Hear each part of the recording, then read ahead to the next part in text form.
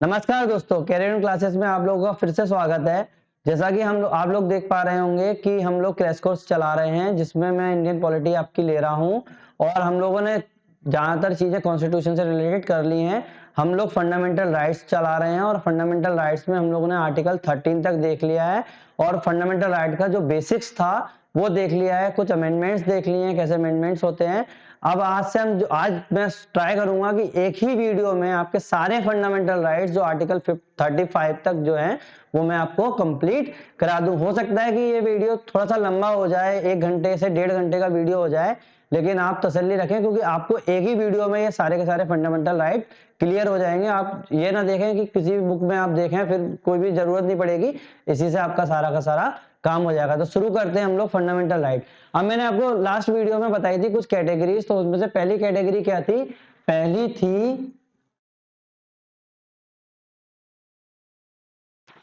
Category थी आपकी freedom of right to equality, समानता का अधिकार। और इसके में मैंने आर्टिकल बताए थे, वो कहां से कहां तक बताए थे? 14 से लेके 18। तो एक एक से आर्टिकल्स की अगर बात करें तो मैं आर्टिकल 14 की बात करता हूं। इसमें दो बातें की गई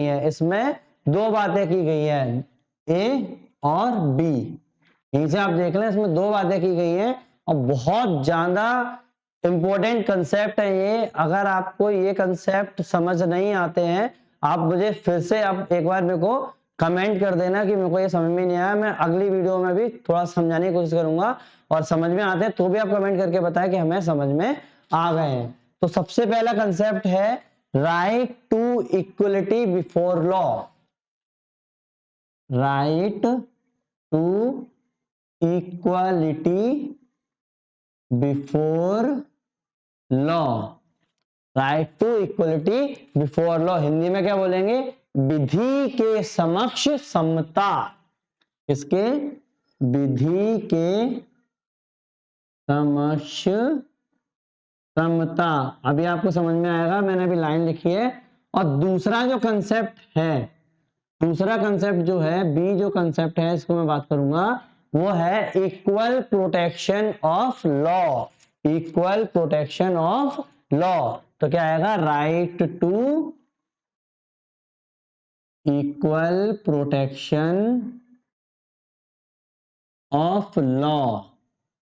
ये मैंने किसकी बात करी? Right to equal protection of law. Hindi में बात करूं, विधियों के समान संरक्षण।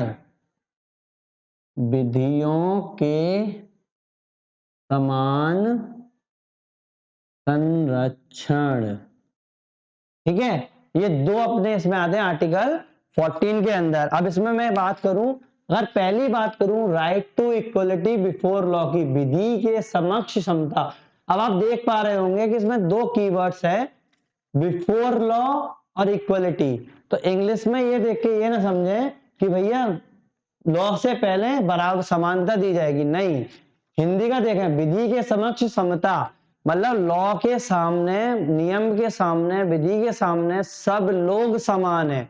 चाहे वो छोटा हो, बड़ा हो, राजनेता हो, या एक गरीब आदमी हो, या पैसे वाला हो, जो भी हो, सब समान है। उससे बड़ा कोई भी नहीं है, उससे बड़ा कोई भी नहीं है। तो अब चूंकि ये वाली बात है, अब जब हमेशा बोला जाता है सब समान है, सब समान है, तो अपन लोगों ने ये कहां से लिया गया है? इंग्लिश कॉन्स्टिट्यूशन से। इंग्लिश मतलब यूके वाले से, यूके से लिया गया है। और इसी में अगर मैं बात करूं एक कंसेप्ट की, जिसको हम लोग बोलते हैं रूल ऑफ लॉ। अब जैसे मैंने बताया कि लॉ से बड़ा, नियम से बड़ा, लॉ से बड़ा, कानून से बड़ा, लॉ से बड़ा, कानून से बड़ा कोई भी नहीं है। तो उसमें रूल किसका होगा? लॉ का। तो इसमें एक कंसेप्ट आया था रूल ऑफ लॉ, कानून का नियम। ये किसने दिया था? ए वी डायसी ने। किसने दिया था? ए वी डायसी ने इसको दिया था। इसने 3 रूल दिए थे, याद रखना, इसने 3 रूल दिए थे। पहली बात कि किसी भी व्यक्ति को,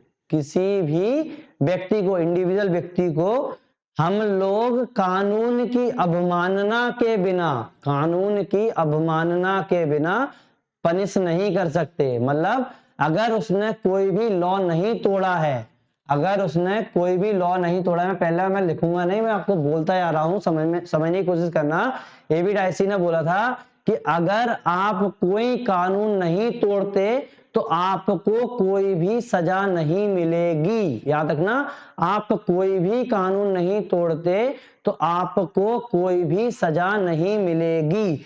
दूसरी बात कि आपको जो सजा मिलेगी, आपको जो सजा मिलेगी वो आपकी रैंक और पोजीशन को ध्यान में रख के नहीं मिलेगी। मालूम पड़ा कि आप बहुत पैसे वाले हैं और आप बहुत गरीब हैं, तो सजा दोनों को समान मिलेगी किसी भी कोर्ट ऑफ लॉ में।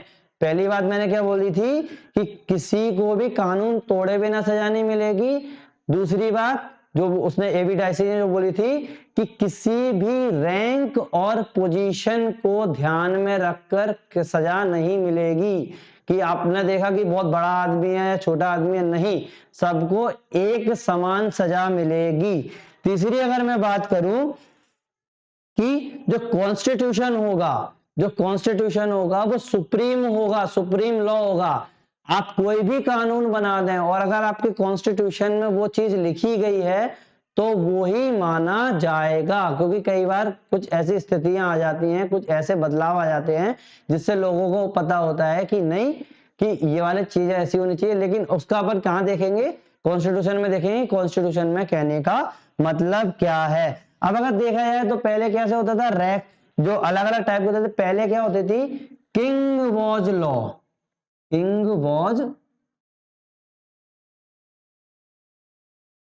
King was law.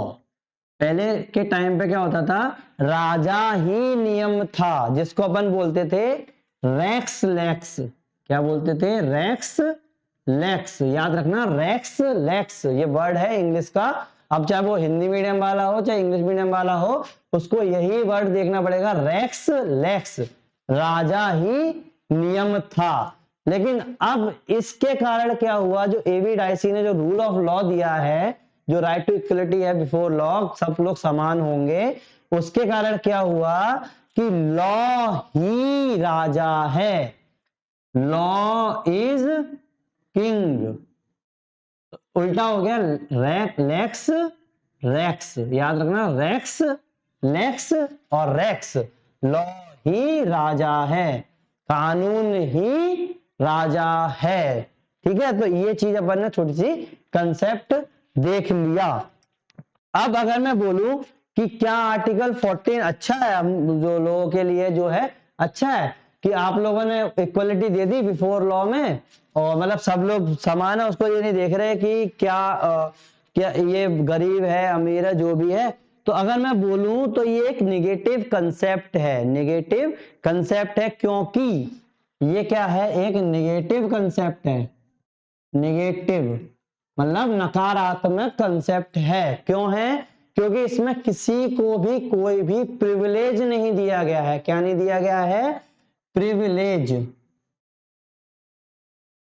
प्रिविलेज मतलब उसको कोई भी स्पेशल ट्रीटमेंट नहीं दिया गया है कि भाई नहीं ये है, चाहे बच्चा हो बूढ़ा हो कुछ भी हो, नहीं दिया गया। दो कंसेप्ट होते हैं, तो राइट टू इक्वलिटी के लिए, तो right to equality before law में कोई भी प्रिविलेज नहीं दिया गया, तो ये नेगेटिव हो गया। क्यों हो गया, मैं बी में बात करूंगा, तो ये नेगेटिव हो गया। ठीक है, तो इतनी मैंने बात कर ली। अब इसके बाद अगर मैं बात करूं सीधी सीधी आके, तो इससे क्या हुआ, लॉ द इंश्योर, हाँ ठीक है, ये हो गया इकोनॉमिक पॉलिटिकल। अब वो चाहे कोई भी हो, इकोनॉमिक हो पॉलिटिकल हो कैसा भी हो, सब जगह सब इक्वल हैं। ये किसने दिया था? इंग्लिश कॉन्स्टिट्यूशन ने। नेगेटिव है, एबी डायसी का रूल ऑफ लॉ के ऊपर ये है। अगर मैं अब बात करूं बी की, अगर मैं बात करूं बी की, पहले मैं मिटा दूं, हो सकता है मेरे को नीचे थोड़ा बहुत लिखना पड़े। ये हो गया रूल ऑफ डायसी, हो गया। इसके अगर मैं बात करूं बी की, right to equal protection of law, मतलब विधियों के समान संरक्षण। अब इसमें कहने का क्या मतलब था इनका कि इंग्लिश ने तो बोल दिया सब समान है, तो इनने बोला क्या भैया एक बार बताओ कि अगर 5 साल का लड़का अगर कोई मर्डर कर देता है, गोलियां चला के किसी का मर्डर कर दे, और अगर 20 साल का लड़का मर्डर कर दे, तो क्या दोनों को एक साथ ट्रीट करोगे? उसको तो बेचारे को समझ नहीं है, जो भी है उसको समझ नहीं है, और उसको अच्छी तरीके से होशो हवास में उसने वो गलत काम किया है, तो दोनों को एक साथ ट्रीट करोगे, दोनों को एक साथ पनिशमेंट करो, एक जैसी पनिशमेंट दोगे, क्योंकि उसने बोला था इक्वलिटी बिफोर लॉ। अब उनने बोला कि नहीं, अब ये क्या हुआ कि नहीं, ऐसा तो हो नहीं सकता। तो इनने बोला कि अगर सरकमस्टांसेस समान है, स्थितियां समान है, क्या समान है? सरकमस्टांसेस समान है,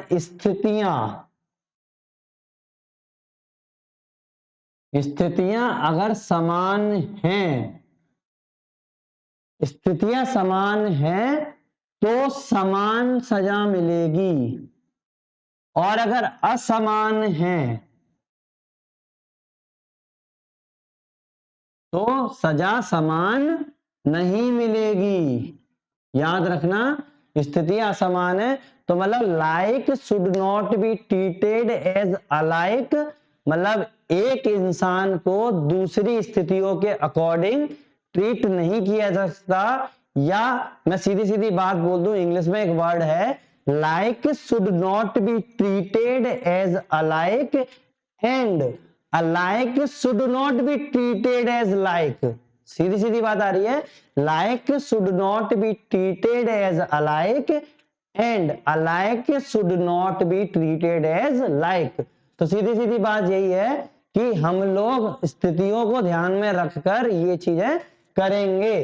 तो इक्वल प्रोटेक्शन ऑफ लॉ, अब चूंकि ये इंग्लिश से लिया गया है, और अब मैंने जब बताया है कि जब भी लोगों के हित की बात होती है मैक्सिमम वो यूएस से लिया जाता है। तो ये कहां से लिया गया है?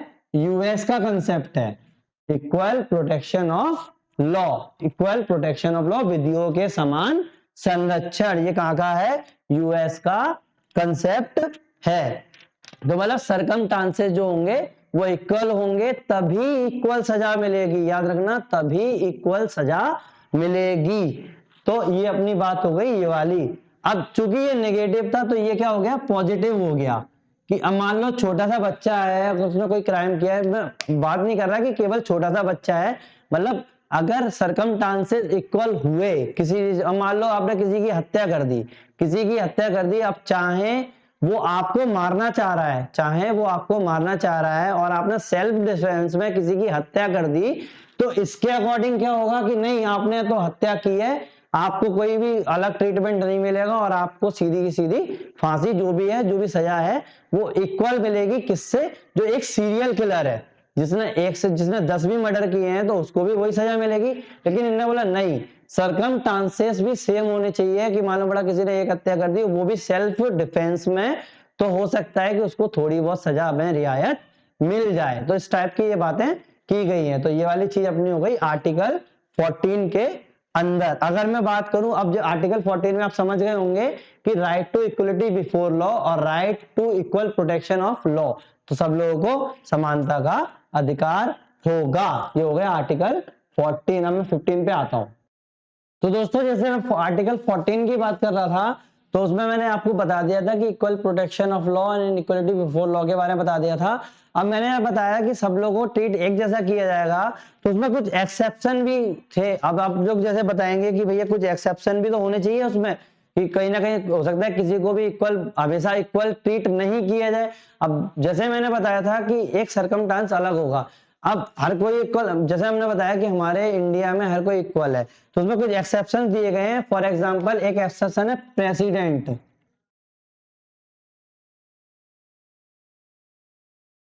दूसरा है गवर्नर, और फॉरेन डेलीगेट्स।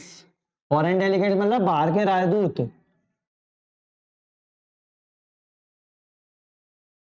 बाहर के राजदूत। अब इन लोगों को आपको पता है प्रिविलेज, सीओएम, पार्लियामेंट के अंदर भी इन लोगों को थोड़ी बहुत आजादी मिली है, council of minister.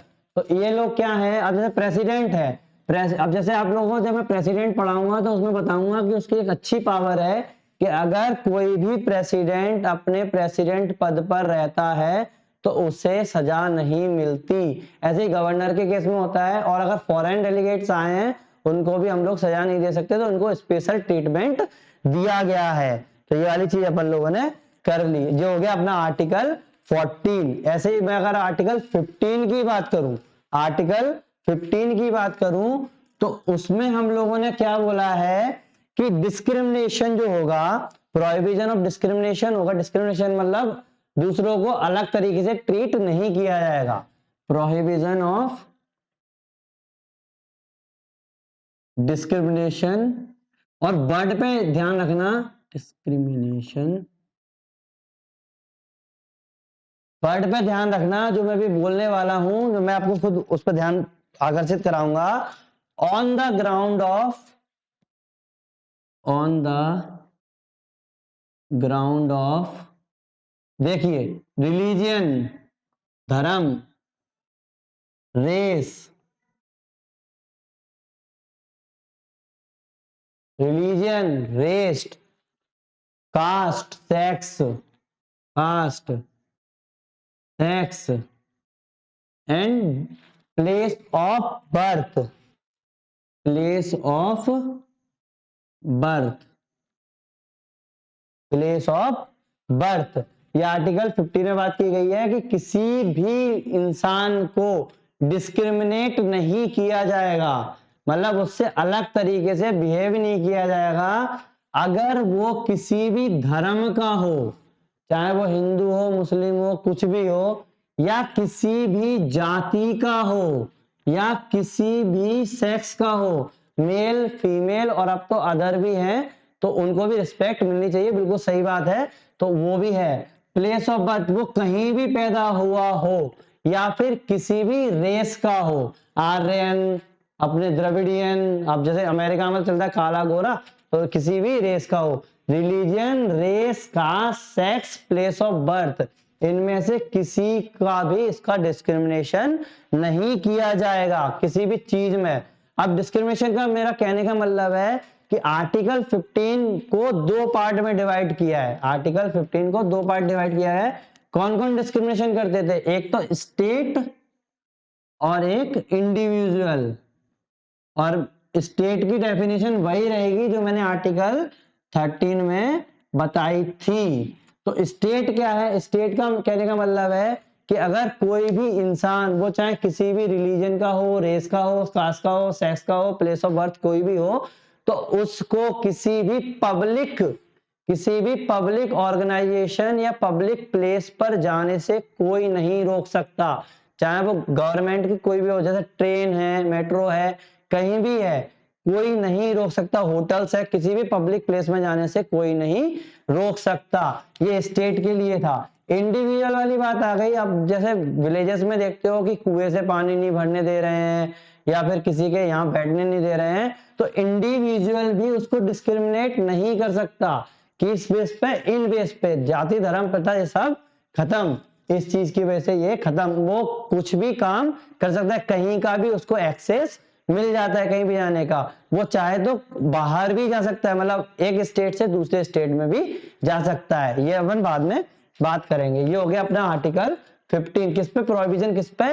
Religion, race, caste, sex, place of birth. अगली बात करूं मैं इक्वल अपॉर्चुनिटी। ये हो गया आर्टिकल 15।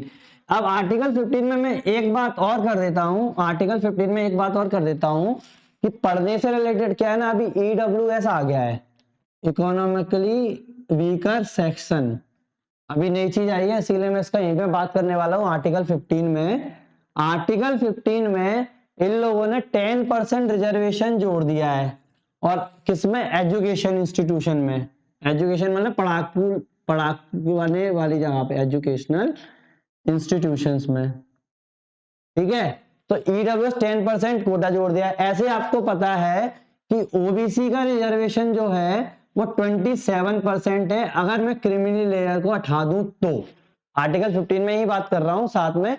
अब ये क्या ऐसा एक्सेप्शन नहीं हुआ? आपने बोल दिया कि सब लोगों को इक्वल अपॉर्चुनिटी दी जा रही है और आप लोग कहीं भी जा सकते हैं। इक्वल अपॉर्चुनिटी का मतलब क्या हो गया कि उसके प्रिविलेजेस है, नए प्रिविलेजेस जो हैं वो नहीं मिलेंगे, लेकिन अपन लोगों ने इनमें तो इसको प्रिविलेज दे दिया, तो अपन लोगों ने इनको प्रिविलेज किया। अब जैसे SC ST है, इनको भी तो दिया गया, SC ST है, इनको दिया गया। अब इनका कहने का मतलब क्या था कि जब पहले प्रिविलेज दिए जाते थे वो बोलते थे कि ये सोशली और एजुकेशनली बैकवर्ड लोग हैं, ये सोशली और एजुकेशनली बैकवर्ड लोग हैं, तो इन लोगों को हम लोगों को ऊपर उठाना है, इन लोगों को ऊपर उठाना है। क्योंकि बात क्या हुई, फिर तो वो हमेशा दबे ही रहेंगे ना, क्योंकि इक्वल, मैंने बताया था इक्वल अपॉर्चुनिटी भी तो होनी चाहिए, तो इक्वल अपॉर्चुनिटी देने के लिए ये हो गया था।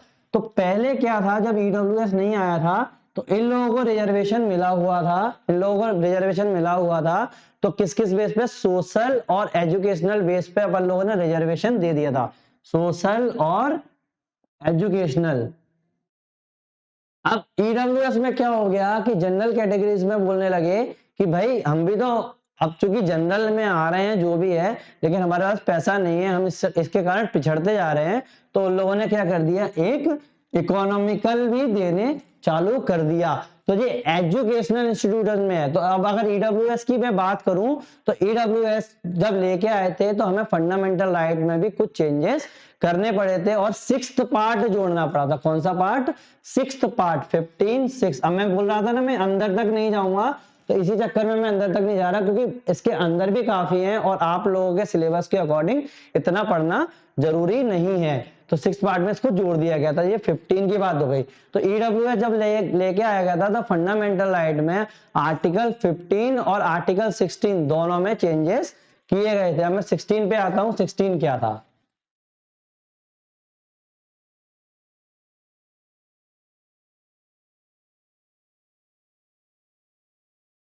आर्टिकल 16 हो गया equal opportunity in matters of employment. Opportunity जो होंगी,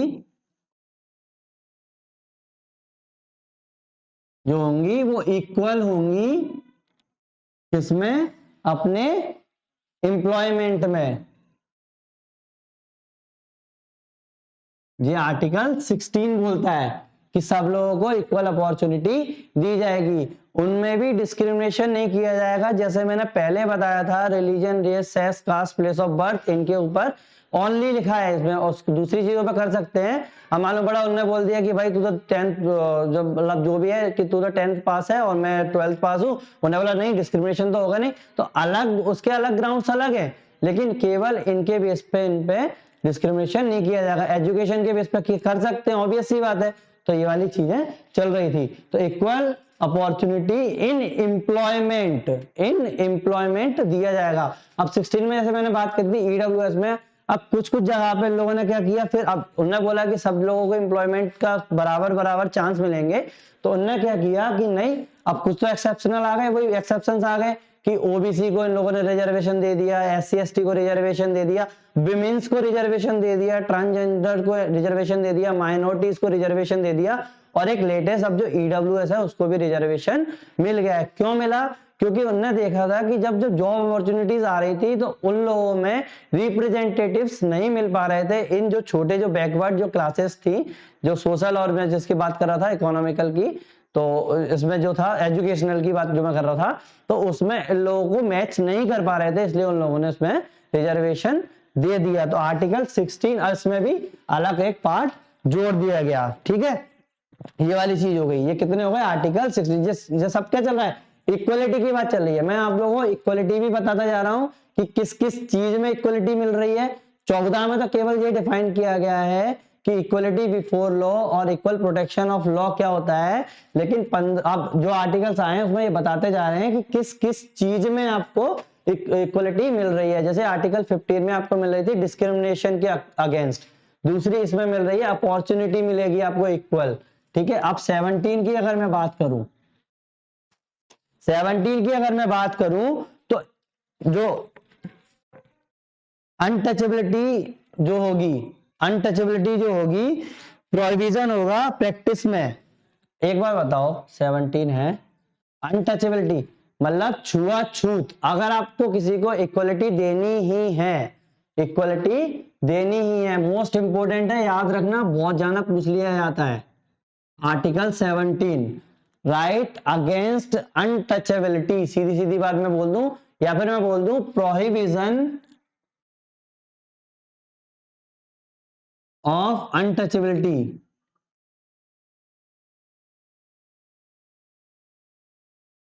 इसीलिए मैनुअल स्कैवेंजर्स जो थे, जो गंदगी ढोते थे सिर पे, उन लोगों को भी एक्सक्लूड कर दिया है और नया नाम कानून लेकर आए थे अभी।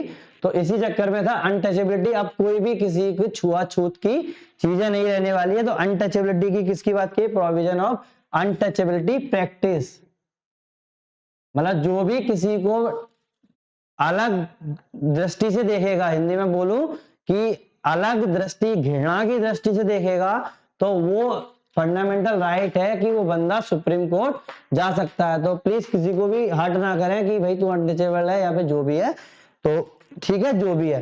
तो ये हो गया अनटचेबिलिटी के लिए। अब इक्वलिटी देनी है तो अनटचेबिलिटी तो हटानी है। और आपको पता है कि हमारे इंडिया में अनटचेबिलिटी बहुत ही पुरानी है और अभी भी पूरी तरीके से नहीं हुई है, लेकिन वो धीरे धीरे हो जाएगी। जब लोग अवेयर होते जाएंगे, एजुकेट होते जाएंगे, वो होते जाएंगे।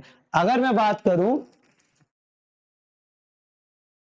18 की, अनटचेबिलिटी हो गई। अनटचेबिलिटी याद रखना आर्टिकल 17 के अंदर है, छुआछूत वाला जो है अस्पृश्यता, क्या बोलते हैं उसको अनटचेबिलिटी को? अस्पृश्यता, हिंदी में बोलते हैं इसको अस्पृश्यता।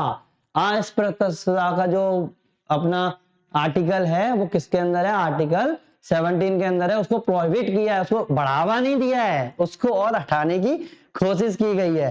ठीक है। अब एक और बात करूं कि पहले जो बोल देते थे लोग महाराजा धीराज जो भी है, अलग एक टाइटल लगा लेते थे अपने उसके अंदर। क्या लगा लेते थे? टाइटल लगा लेते थे। तो उसका भी उन लोगों ने अबॉलिशन कर दिया है कि भैया जमींदार ठाकुर और ये जो भी है। अब मैं हर्ट नहीं करना चाहूंगा किसी की फीलिंग, अगर कोई ठाकुर यहाँ देख रहा है तो मैं हर्ट नहीं करना चाहूंगा, मैं सॉरी बोलता हूँ। तो 18 में अगर मैं बात करूं तो अबॉलिशन ऑफ किसकी? टाइटल की। Abolition of title, abolition of title की मैं बात करूं तो वो आर्टिकल 18 में की गई है। इतना इंपॉर्टेंट आर्टिकल नहीं है, लेकिन चूंकि हम पूरे आर्टिकल एक एक से देख रहे हैं इक्वलिटी के लिए, क्योंकि अगर आप लोगों ने उसमें एक टर्म लगा दिया, टाइटल लगा दिया किसी का कि महाराजा धीराज राजा और ये, तो उससे क्या हो गया? डिस्क्रिमिनेशन हो गया, डिस्क्रिमिनेशन हो गया। अब क्या टाइटल के सारे अबॉलिश किए गए? नहीं, मिलिट्री और एकेडमिक टाइटल नहीं किए गए, मिलिट्री और एकेडमिक। अब ये क्या होते हैं? एकेडमिक। ये क्या होते हैं? मिलिट्री और एकेडमिक टाइटल।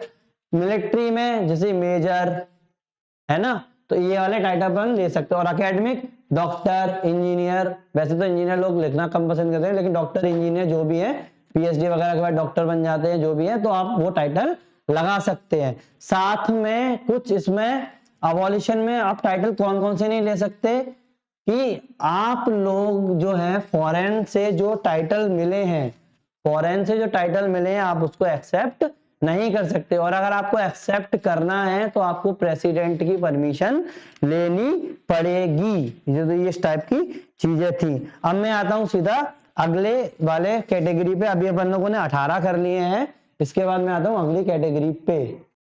तो अगली हम लोगों की जो कैटेगरी है वो है राइट टू फ्रीडम, मतलब स्वतंत्रता का अधिकार। अब स्वतंत्रता का अधिकार मैंने किसमें बोला था कि आर्टिकल 19 से लेके 22 तक आपको स्वतंत्रता दी गई है कि आप क्या क्या करें। और ये भी उन लोगों ने, चूंकि मैंने बताया था कॉन्स्टिट्यूशन एक कोडिफाइड है, तो उसमें लिख दिया है कि किस किस की चीज की स्वतंत्रता मिलेगी। तो पहली अगर मैं बात करूं आर्टिकल 19 की, आर्टिकल 19 की अगर मैं बात करूं तो इसमें फ्रीडम दी गई है आप लोगों को 6 चीजों में, 6 चीजों में आप लोगों को इसमें फ्रीडम दी गई है, मतलब स्वतंत्रता दी गई है। किस चीज से रिलेटेड? एक तो आप बोल सकते हैं स्पीच एंड एक्सप्रेशन, कुछ भी बोलने का अधिकार आपको है और कुछ भी अपने अंदर की चीजें बाहर निकालने का अधिकार भी है कि आपकी फीलिंग्स क्या हैं उसको एक्सप्रेस करने का अधिकार आपको इसमें मिलता है। फ्रीडम, 6 फ्रीडम्स थे मैंने बताया था। दूसरा है आप लोगों को दूसरी जो फ्रीडम मिलेगी आपको असेंबली करने की फ्रीडम मिलेगी। कहीं भी आप असेंबल हो जाओ, कहीं भी आप असेंबल हो जाओ। ये चीजें हो गई। अगली है एसोसिएशन। एसोसिएशन, असेंबली मतलब इकट्ठे होना, एसोसिएशन मतलब आप एक एसोसिएशन बना सकते हो अपना। आपको पता है पार्टीज की बात करूं, एनजीओ की भी बात करूं, वो एक एसोसिएशन बना लेते हैं। जैसे मजदूर एसोसिएशन बन जाती है अपने एमपी में, आजकल काफी युवा एसोसिएशन बनने लगी है। तो ये आप लोगों को आजादी है। इसके बाद अगर मैं बात करूं मूवमेंट, विद्रोह करने का अधिकार भी आपको है। मूवमेंट जैसे अन्ना हजारे ने मूवमेंट चलाया था, या फिर सॉरी मूवमेंट इसमें हो गया आपका, आप किसी भी स्टेट से कहीं भी जा सकते हो, मूव कर सकते हो। मतलब जैसे आप अगर एमपी में रह रहे हैं तो आप अगर यूपी जाना है तो आप लोगों को बीच में कोई भी नहीं टोकने वाला। मूवमेंट, मैंने वाला मूवमेंट बोल दिया। तो मूवमेंट जो है, अगर आप एमपी में रह रहे हो और आपको यूपी में जाना है, या फिर आपको महाराष्ट्र में जाना है, या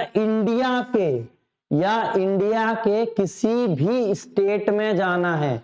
अब कुछ एक्सेप्शन है, मान लो नॉर्थ ईस्ट की कुछ स्टेट से, पहले जम्मू कश्मीर वगैरह में जो था, अब नॉर्थ ईस्ट की कुछ स्टेट है आर्टिकल 371A से स्टार्ट होती हैं, उनमें कुछ कुछ रिस्ट्रिक्शन लेके हुए हैं जिसमें आपको परमिशन लेनी पड़ेगी, क्योंकि उन लोगों को कुछ शेड्यूल्ड जो एरियाज हैं उनको बचाना है। तो उसमें अब रिस्ट्रिक्शन तो कई कई जगह होती है, मैंने जैसे मैंने बताया एब्सोल्यूट तो है नहीं, लेकिन हाँ मैक्सिमम जो है, मैक्सिमम क्या 99% ही हो गया पूरा। तो उसमें आप बिना किसी के हस्तक्षेप के बिना घूम सकते हैं। तो राइट टू मूवमेंट ये हो गया। अब साथ में अगर मैं बात करूं कि राइट टू, अब ये फ्रीडम जो हो गया, इसके बाद रेसिडेंस। रेसिडेंस मतलब घर बनाना, रेसिडेंस मतलब घर बनाना या कहीं भी बस जाना। अब आप अगर एमपी का इंसान है, अगर उसको यूपी में बसना है मान लो, तो क्या कोई रोकेगा? कोई परमिशन लेनी पड़ेगी? नहीं, सीधी आप जाइए एमपी में, आप जाके कहीं भी डिसाइड कर सकते हैं, कहीं भी रह सकते हैं, कोई आपको टोकने वाला नहीं है। हाँ, आपका क्रिमिनल केस सही हो तो, वो ऑब्वियस सी बात है, वो सबका चलता है, ठीक है। तो आप कहीं भी डिसाइड कर सकते हैं। अगली मैं बात करूं प्रोफेशन। प्रोफेशन मतलब आप कोई भी प्रोफेशन अडॉप्ट कर सकते हैं। ऐसा नहीं है कि आप, वही वाली बात आ गई religion, race, sex, caste, birth, place of birth, कि आप बोले कि नहीं आप तो हमेशा यही रहेंगे, मैं धर्म पे बात नहीं करूंगा। लेकिन अगर एक इंजीनियर का लड़का है, अगर वो बोले मैं तो इंजीनियर ही बन सकता हूँ, कोई बन ही नहीं सकता, नहीं, आपकी मर्जी है, आप कोई भी प्रोफेशन कर सकते हैं। अगर आपको डॉक्टर बनना है तो आप डॉक्टर बन सकते हैं, अगर आपको बाल काटने हैं तो आप बाल काट सकते हैं, आपको आजादी है, आप कोई भी प्रोफेशन कर सकते हैं। लेकिन इसमें भी शर्त आ गई, वो लीगल हो। मालूम पड़ा आपने बोला मुझे तो ड्रग्स बेचना है, तो ये तो मेरा प्रोफेशन है, कोई बात नहीं, लेकिन इससे क्या हुआ, अब जिसको लीगलिटी इनलीगलिटी की बात कैसे पता चली कि इससे आर्टिकल 21 का हनन हुआ। जिसको आप बेच रहे हैं वो क्या होगा, उसकी हेल्थ को इफेक्ट करेगा, और इफेक्ट किया तो उसके जो फंडामेंटल राइट है उसका हनन हो जाएगा। और आपको क्या है, आपने तो बोल दिया कि मेरे को तो फ्रीडम है कोई भी प्रोफेशन चुनने का, लेकिन उसको प्रॉब्लम हो गई, तो ऑब्वियस सी बात है ये इलीगल हो गया। लीगली जितने भी प्रोफेशन है आप उसको अडॉप्ट कर सकते हैं। तो ये आप लोगों को इसकी फ्रीडम मिल गई। 1 2 3 4 5 6 टोटल हो गए बोलने का अधिकार। अब बोलने का भी अधिकार है, बोलने का कोई भी अधिकार ले सकता है, कहीं भी बोल सकता है, कैसे भी बोल सकता है, ठीक है, लेकिन वो भी एक दूसरे को हर्ट ना करे, नहीं तो वो आपके ऊपर सेडिशन लॉ लगा देगा। याद है ना सेडिशन, तो सेडिशन लगा देगा। ऐसे ही असेंबल भी होंगे, अगर आप असेंबल भी होंगे, हाँ असेंबल भी होंगे, तो क्या आप हथियार लेके असेंबल होंगे? जैसे आपने कुछ दिन पहले देखा कि अमेरिका में लोग हथियार ले लेके ट्रंप के सपोर्ट में पहुंच गए थे, तो क्या इंडिया में ऐसा है? नहीं, आप असेंबल होइए, पीसफुल असेंबल होइए, आपको कोई भी हानि नहीं मिलेगी। लेकिन अगर आप उसमें हथियार लेकर आए, आर्म लेकर आए, आर्म के साथ हुए, तो आप लोगों को प्रॉब्लम हो जाएगी। इतनी भी फ्रीडम नहीं दी गई है। तो मैं बोलने की कोशिश कर रहा हूं कि हर चीज एब्सोल्यूट नहीं है, हर चीज में कुछ ना कुछ बातें हैं, ठीक है। तो ये अपन लोगों को 6 जो फ्रीडम है वो अपने किस में दिए गए हैं, आर्टिकल 19 में दिए गए हैं। अब मैं आर्टिकल 20 की बात करूं, ये आप लोगों को फ्रीडम मिल गया कि आप कुछ भी कर सकते हैं इसमें, ये वाले ये हैं, इसके अलावा आप कुछ नहीं कर सकते, और वैसे भी इसके अलावा करोगे भी क्या। आर्टिकल 20 आर्टिकल 20 की अगर मैं बात करूं, सीधी सीधी बात है, आर्टिकल 20 की मैं बात करूं तो प्रोहिबिशन होगा, प्रोटेक्शन होगा अगर आपने कोई ऑफेंस किया है, conviction of offence, protection against convection of offence. अब आपको पता है कि सजा जो है गवर्नमेंट दो टाइप से दे सकती है, एक प्रिवेंटिव और एक रेट्रोस्पेक्टिव। हाँ, तो कौन कौन से अपनी जो सजा दे सकती है, प्यूनिटिव और प्रिवेंटिव, मतलब कोई भी काम, कोई भी आपके क्राइम को अंजाम देने से पहले, कोई भी क्राइम को अंजाम देने से पहले उसको प्रिवेंट करने के लिए प्रिवेंटिव मेजर्स ले लिए जाते हैं, और प्यूनिटिव जो होने के बाद होते हैं। ठीक है, तो अगर मैं इसमें बात करूं protection against convention of offence, अगर किसी ने ऑफेंस कर दिया तो उसको भी तो कोई प्रोटेक्शन मिलेगी। तो पहली प्रोटेक्शन जो मिलेगी आज के लोग के हिसाब से अगर मैं बात करूं, उसमें तीन बातें की गई हैं। एक है एक्स पोस्ट फैक्टो लॉ, क्या है, एक्स पोस्ट फैक्टो लॉ। अब ये मैं सीधा सीधा अगर आपको समझा दूं कि अगर कोई लॉ, मान लो मैंने 2020 में कोई लॉ बनाया है और एक लॉ है 1973 में बना हुआ, मान लो, ठीक है, ये मैंने दो लॉ है, एग्जांपल ले रहा हूं मैं, जो भी है। तो अगर मैंने इस बीच में कहीं भी क्राइम किया है, अगर मैंने इस बीच में कोई क्राइम किया है, और अगर मैंने 1973 के बाद कोई क्राइम किया है, मानो यहाँ पे कोई क्राइम किया है और उसके बाद मैंने बोल दिया कि मैंने ये क्राइम किया है और ये लॉ बना नहीं था 2020 में, तो लोग क्या अब क्या कर सकते हैं, 2021 में मान लो उसको सजा सुनानी है, 2021 में उसको सजा सुनानी है और 2020 के पहले उसने क्राइम किया है, तो क्या मैं उसको सजा 2020 के लॉ के हिसाब से दूंगा या फिर 1973 के लॉ के हिसाब से। तो एक्स पोस्ट फैक्टो का मतलब होता है कि आज के लॉ के हिसाब से सजा नहीं मिलेगी, आज के लॉ के हिसाब से सजा नहीं मिलेगी। ये डिपेंड करता है वो क्रिमिनल वाली बात पे। दो टाइप की चीजें हैं, एक तो सजा मिलेगी आज के लॉ के हिसाब से, एक सजा मिलेगी आज के लॉ के हिसाब से नहीं मिलेगी। तो वो ये हो गया पोस्ट फैक्टो लॉ, ये वाला कंसेप्ट इसमें आ जाता है कि या तो सजा मिलेगी पहले या बाद में। ठीक है, अब अपन लॉ के स्टूडेंट नहीं है तो अपन को इसको ज्यादा देखना नहीं है, तो मतलब ये है कि केवल एक ही लॉ के हिसाब से सजा मिलेगी। मालूम बड़ा आपको सजा दे दी कि भैया उस टाइम पे तो ये इतना बड़ा लॉ होता था, ये वाला लॉ चलता था और इसमें कम सजा थी, तो आपको सजा मिल चुकी है, लेकिन आप बोलेंगे नहीं अब तो ये भी चलेगा कि ये वाला लॉ भी आ गया, इसकी भी सजा मिलेगी, तो नहीं मिलेगी वो सजा। दूसरी बात है double jeopardy, DOBLE double jeopardy, मतलब हो गया आपको एक ऑफेंस की दो बार सजा नहीं मिल सकती है। मतलब आपने अगर कोई काम किया है, कोई गलत काम किया है, तो आपको एक ही क्राइम की दो सजा नहीं मिल सकती है। एग्जाम्पल के तौर पे अगर आपके ऊपर किसी का मर्डर केस लग गया, मालूम पड़ा किसी का मर्डर केस लग गया, तो अगर आप उसकी सजा काट चुके हो और आप आने के बाद अगर आपने देखा कि वो बंदा जिंदा है और उसके बाद आप मार देते हैं, तो ऑब्वियस सी बात आप समझ सकते होंगे मैं क्या बोलने की कोशिश कर रहा हूं। तो एक ही सजा, एक ही क्राइम की दो सजा नहीं मिल सकती है। इसमें भी एक्सेप्शन आ जाते हैं कि मान लो कि किसी कंपनी में आपने फ्रॉड किया है, किसी कंपनी में आपने फ्रॉड किया है, तो आपको वो कंपनी भी सजा दे सकती है और एक कोर्ट भी सजा दे सकती है। तो आपको दो जगह से सजा मिल पा रही है। एक्सेप्शनल केस है ये, मैं ये बताने की कोशिश कर रहा हूँ एक्सेप्शनल केस है, लेकिन कॉन्स्टिट्यूशन के अकॉर्डिंग अगर आप कोर्ट में जाते हैं तो आप लोगों को एक ही क्राइम की दो सजा, दूसरी बार सजा नहीं मिलेंगी। तीसरी बात क्या बोली, तीसरी बात बोली है कोई भी विटनेस अगर मैं बोलूं अपने self incrimination, no self incrimination, मतलब कोई भी व्यक्ति जिसने वो क्राइम किया है वो खुद का गवाह नहीं हो सकता, वो खुद का गवाह या फिर विटनेस नहीं हो सकता। ये सीधी सीधी बातें इसमें की गई हैं। अब मैं बात करूं पर्सनल लिबर्टी की आर्टिकल 21 की। अब आपको पता है आर्टिकल 21 कितना ब्रॉड हो चुका है, आर्टिकल 21 कितना ब्रॉड हो चुका है। ठीक है, तो मैं इसमें बात करूं,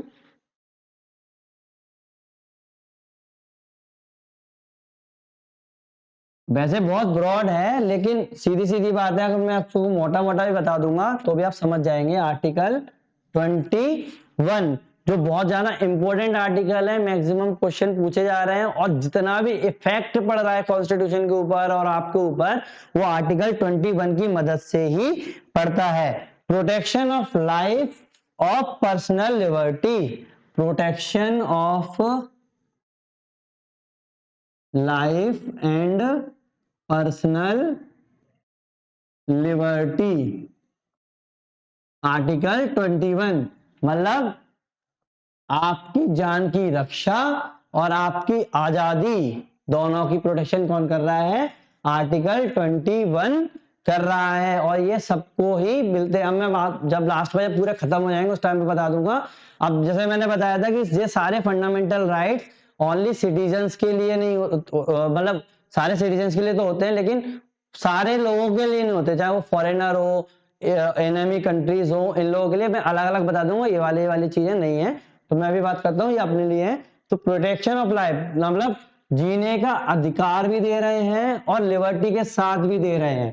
ठीक है, तो आर्टिकल 21 में उन्होंने क्या बात की है, सीधी सीधी उन्होंने बोला है right to live with dignity, मतलब जियो अपने आत्मसम्मान के साथ। तो उसके अकॉर्डिंग उनने क्या कर दिया है, काफी अपन लोगों को क्या दे दिए हैं, प्रोटेक्शन दे दी है। अब इसमें से कुछ एग्जांपल अगर मैं करूं, कुछ एग्जांपल अगर मैं आपको देता हूं तो सीधी सीधी बात है, right to live with human dignity, human dignity के साथ रहना, राइट टू स्लीप जैसे मैंने बताया था, ऐसे एजुकेशनल राइट, एजुकेशनल राइट।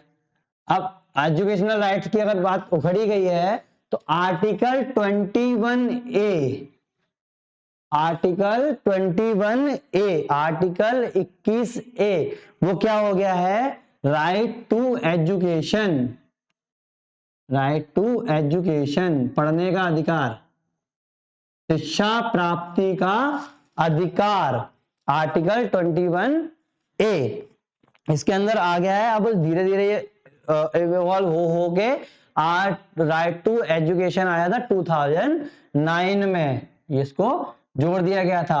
ये फंडामेंटल राइट में भी जुड़ा हुआ है, डीपी फंडामेंटल ड्यूटीज में भी है, हर जगह ये है। इसके बाद में बात और आगे चलेंगे, तो धीरे धीरे आपको टच कर दिया है तो धीरे धीरे अपन ये करते चले जाएंगे। तो ये टाइप की चीजें हो गई। तो मतलब जितनी भी आपको, आप तो ये समझिए कि आपको अगर जीने में कोई भी तकलीफ हो रही है, right to good health, right to shelter मतलब आपके सिर पे छत हो, right to appropriate life in insurance policy, right to sleep, freedom from noise pollution. अगर आपको तेज वो आवाज भी आ रही तो भी, जैसे आप फोन लगा देते 10 बजे के बाद कि भैया हमारा पड़ोसी वो चला रहा है, तो वो भी है। राइट टू अपॉर्चुनिटी मतलब किसी भी चीज में आपको लाइफ में तकलीफ हो रही है तो वो उसमें अपन ने जोड़ दिया गया है। और ये ब्रॉड होता ही जा रहा है, अभी तो लगभग 35-36 सुप्रीम कोर्ट ने दिए, और जब भी कोई बात होती है हमेशा आर्टिकल 21 को ही रख दिया जाता है। अब जैसे अब आप बोलोगे कि राइट टू पर्सनल लिबर्टी के साथ अपन ने जो आर्टिकल 21 इसमें क्यों जोड़ दिया, क्या एजुकेशन आप लोगों की जो लाइफ है उसको अच्छा नहीं बनाता है, ऑब्वियस सी बात है अच्छा बनाता है, इसीलिए आर्टिकल 21 में इसको जोड़ दिया है। याद रखना आर्टिकल 21। अब अगर मैं बात करूं आर्टिकल 22 की, article 21, article 22 right to freedom ही चल रहा है, सब कुछ आजादी चल रही है। अगर मैं राइट बात करूं 22 की तो ये हो गया right against arrest and detention, against arrest and detention. इसका मतलब क्या होता है, डिटेंशन ठीक है, इसका मतलब क्या होगा कि आप लोगों को कोई भी ऐसे ही अरेस्ट नहीं कर सकता है, उसके भी रूल्स इसमें डिफाइन किए हैं, और डिटेन भी नहीं कर सकता है, मतलब ले जा भी नहीं सकते हैं। क्या अब आप, जैसे मैंने पहले भी आप लोगों को थोड़ा सा टच करा दिया था कि दो टाइप के डिटेंशन होते हैं, एक होता है प्यूनिटिव डिटेंशन, कौन सा, एक होता है प्यूनिटिव डिटेंशन, दूसरा होता है प्रिवेंटिव। अब प्यूनिटिव क्या होता है, प्यूनिटिव का मतलब होता है अगर आपने कोई ऑफेंस किया है, अगर आपने कोई ऑफेंस किया है और उस ट्रायल के बाद, उस ऑफेंस के ट्रायल के बाद, मतलब कोर्ट में फैसला चल रहा है उसके बाद अगर आप दोषी पाए जाते हैं, अब जब तक आप ऑफेंस किया है और दोषी नहीं पाएगा तो ऑब्वियसली बात है, तो जो दोषी पाए जाते हैं उसके बाद जब आपको डिटेंशन या सजा मिलेगी उसको बोलते हैं प्यूनिटिव डिटेंशन। प्रिवेंटिव क्या होता है कि अगर किसी भी पुलिस वाले को या किसी को शक है कि आप लोगों ने ऑफेंस किया है, कि आप लोगों ऑफेंस कर सकते हैं, मतलब ये एक शरारती तत्व है इस समाज में और इसके कारण ये हो सकता है, तो वो प्रिवेंटिव डिटेंशन ले सकता है, उसको अंदर डाल सकता है कि भाई नहीं ये बाद में प्रायता फैलाने वाला है, उसको भी अपन प्रिवेंटिव डिटेंशन कर सकते हैं। अब ये इसके अलग अलग सिचुएशन दी गई है, उसको अपन डीप नहीं जाएंगे। एग्जांपल के तौर पे मैं दे दूं, आप लोगों ने देखा होगा कि जब भी चुनाव आने वाले हो या दिवाली हो, होली हो, कुछ भी होने वाला हो या कोई भी दंगा होने के चांसेस हो, तो सबसे पहले जो शरारती तत्व है उन लोगों को ढूंढा जाता है और उनको अंदर डाल दिया जाता है। तो इसके अगेंस्ट इन लोगों ने क्या किया है, हाँ, कि इन लोगों को क्या है, इनके कोई भी अधिकार नहीं है, ऐसे बोलते हैं ना कि फंडामेंटल राइट है कि हमें कोई पकड़ नहीं सकता, तो प्रिवेंटिव डिटेंशन में जो शरारती तत्व है वो अधिकार का वो नहीं कर सकते, लेकिन इसमें प्यूनिटिव वाले कर सकते हैं। ठीक है, अब अगर अगली बात करें, अगले वाले पे जाते हैं, तो अगले वाले पे चलते हैं, वो है right against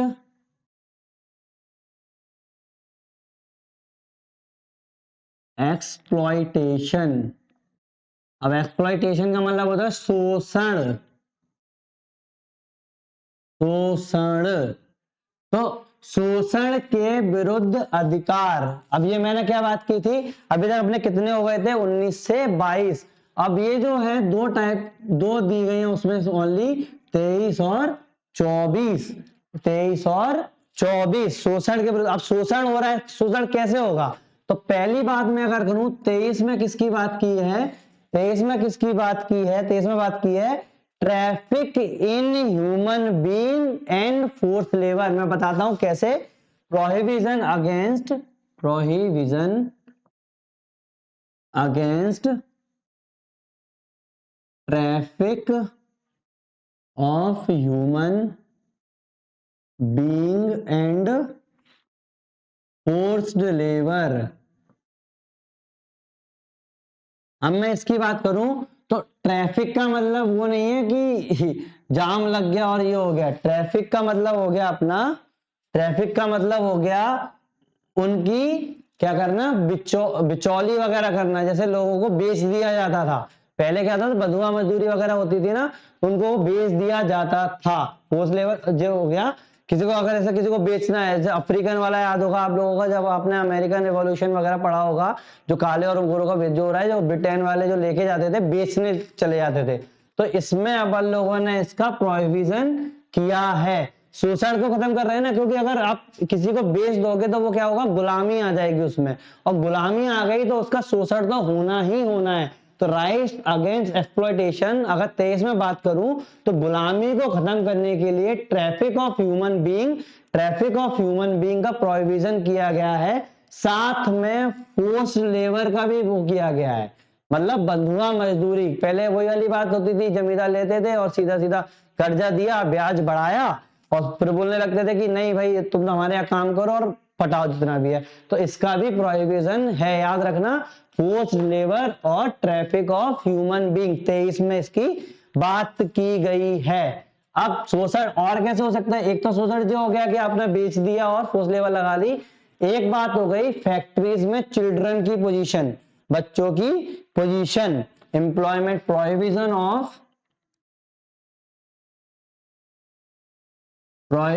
of provision of employment of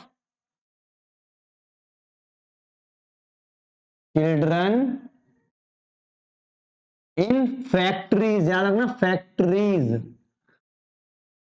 in factories. अब मैं इसको डिटेल में चाहता तो करा देता, लेकिन इसको डिटेल में मैं इसलिए नहीं करा रहा क्योंकि आप लोगों को इतनी जरूरत नहीं है। मैं ये देख पा रहा हूँ जितनी जरूरत होगी मैं उतना कराऊंगा, क्योंकि फैक्ट्रीज एक्ट में अगर 1984 से ही स्टार्ट कर दूं कि भैया वहां से आते आते आते आते आते आते धीरे धीरे यहां तक आ गया, तो बहुत लंबा लेक्चर भी खिंच जाएगा और आप लोगों को कोई फायदा भी नहीं होगा। तो फायदा जान के मैं केवल इतना बताऊंगा कि फैक्ट्रीज में जितने भी हजार्डस जो कंडीशंस थी, मतलब जितनी भी खतरनाक जगह जो थी, वहां पे बच्चों के काम करने को प्रोहिबिट किया गया। और जैसा आप देख पा रहे हैं कि आर्टिकल 21 की मैंने बात की थी, राइट टू एजुकेशन की बात की थी, तो उसमें 14 साल की उम्र तक के बच्चों को तो पूरी की पूरी फ्री एजुकेशन की बात की गई थी। अगर वो एजुकेट हो रहे हैं तो ऑब्वियस सी बात है एजुकेशन के टाइम पे वो कैसे काम करेंगे, और अगर कर भी रहे हैं तो 14 साल की उम्र तक के बच्चों को, पहले 14 साल की उम्र तक के बच्चे थे उन लोगों को फैक्ट्री में काम नहीं करने दिया जाता था,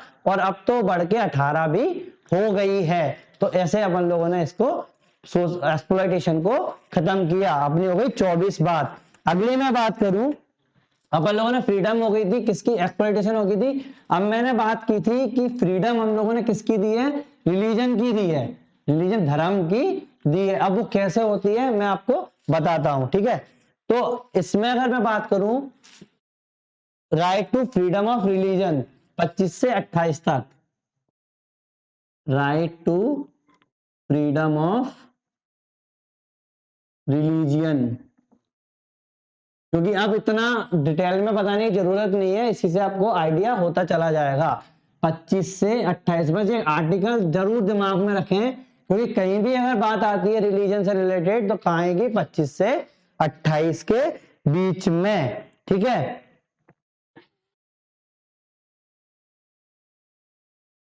हाँ, तो पहली अब जब 25 में अगर मैं बात करूं, 25 में अगर मैं बात करूं तो किसकी बात की गई है, free profession practice and propagation of religion, free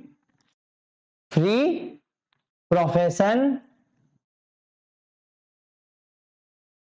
practice and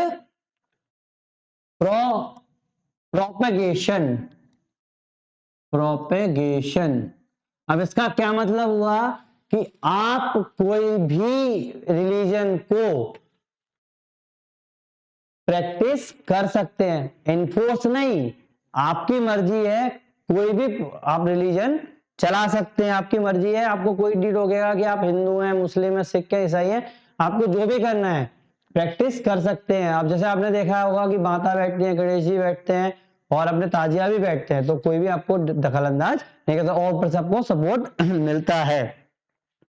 दूसरी 26वीं बात करूं, freedom of religious manage religious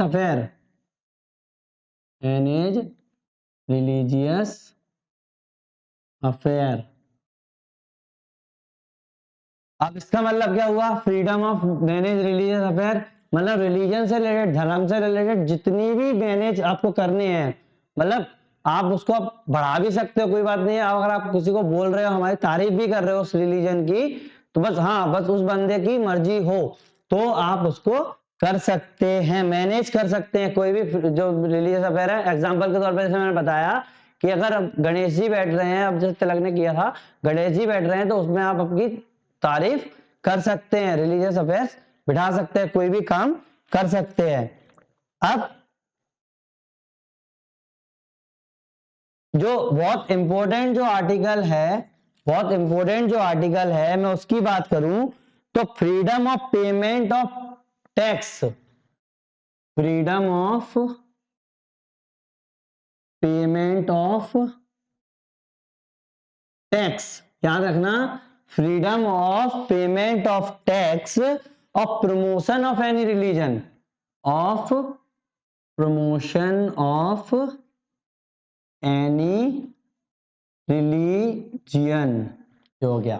तो freedom of payment of tax और प्रमोशन ऑफ एनी रिलीजन। अगर कोई भी रिलीजन को आप प्रमोट कर रहे हैं तो आपको टैक्स में छूट मिलेगी। याद रखना कि प्रोफेशन वाली बात नहीं है ये किसकी बात है। अब ऐसे आपने एक इंस्टीट्यूट खोल लिया जो केवल जैसे आपके हुए मदरसा, जो मुस्लिम के मदरसा हैं तो उनको टैक्स की छूट मिल जाएगी। For example saint Mary college school, इन लोगों में अगर वो अपने धर्म का प्रचार कर रहे हैं उसके अंदर तो उसमें आपको टैक्स की छूट मिल जाएगी। लेकिन अगर वो एडमिनिस्ट्रेटिव के तौर पे अगर वो बाहर की चीजों को उसमें यूज कर रहे हैं तो उस पर उनको टैक्स देना पड़ेगा। तो ऐसा नहीं है कि ये फुल एब्सोल्यूट टाइप का हो गया, लेकिन हाँ freedom of payment of tax और promotion of any religion, promotion के टाइम पे ये वाली बात की जाती है। ठीक है, ऐसे ही अब चूंकि आपने अगर खोल लिया, अगर आपने कोई खोल लिया कोई इंस्टीट्यूशन, तो आप किसी भी इंस्टीट्यूट में, कौन से रिलीजियस इंस्टीट्यूट में अटेंड कर सकते हो। मतलब अगर कहीं भी रिलीजन के बारे में बात चल रही है कि हाँ हम लोग मालूम है ये अच्छा है वो अच्छा है, तो आप उस बर्स जो from attending religious instruction versus certain education, हाँ एजुकेशनल इंस्टीट्यूट है, एजुकेशनल इंस्टीट्यूट है, एजुकेशनल इंस्टीट्यूट है, उसको आप अटेंड कर सकते हो, अटेंड कर सकते हो। या फिर जैसे मंदिर मस्जिद आप कहीं भी जा सकते हो, वर्शिप की जो प्लेस है, प्लेस ऑफ वर्शिप है, वहां भी आप जा सकते हो। तो सारी सारी आपको फ्रीडम दे दी गई है। और स्पेशल फ्रीडम क्या थी, payment of tax of promotion of any religion. देखिए पहले क्या था 25 में, कोई भी प्रोफेशन मतलब कोई भी रिलीजन चुन सकता है अपना मर्जी से। अब वो वाली बात अलग है कि आप बोलो कि चेंज कराना वो कराना, नहीं, वो फोर्सफुली हो जाता है। अपनी मर्जी से कोई भी प्रोफेशन प्रैक्टिस या प्रोपेगेट कर सकता है, प्रोपेगेशन चलाते हैं ना। ऐसे freedom of manage the religious affair, वो उनको मैनेज भी कर सकते हैं। Freedom of payment of taxes of promotion of any religion, याद रखना आर्टिकल 27 टैक्स को फ्रीडम देता है इसमें करने से। Educational institute affair and worship in place, इसकी बात की कर दी मैंने। ठीक है, 28 अपने हो गए, थोड़े से और बचे हैं, कर लेते हैं। अगर वीडियो लंबा भी हो रहा है कोई बात नहीं है, आप पॉज करके बाद में भी देख लेना, कोई प्रॉब्लम नहीं है। लेकिन मैं सोच रहा हूं कि एक वीडियो में आपका सब कुछ कंप्लीट करा दूं। Cultural and educational right, cultural and educational rights. अब आप बोलेंगे कि इसमें एक्सेप्शन तो आप बता ही नहीं रहे हैं, काफी है। अगर मैं अंदर जाऊं तो हो सकता है कि पूरे महीना भर भी लग जाएगा अगर मैं आपको पूरा फंडामेंटल राइट कराऊंगा। तो इसलिए मैं सोच रहा हूँ कि एक दो वीडियो में कराऊं, जितना आपको जरूरत है उतना। ठीक है, तो आर्टिकल 29 और 30 में बात की थी इसकी, आर्टिकल 29 और 30 में बात की थी। तो protection of language, script and cultural of minority, किसकी, protection of language, script, script, language, script and culture, इसमें बात की है आर्टिकल 29 में।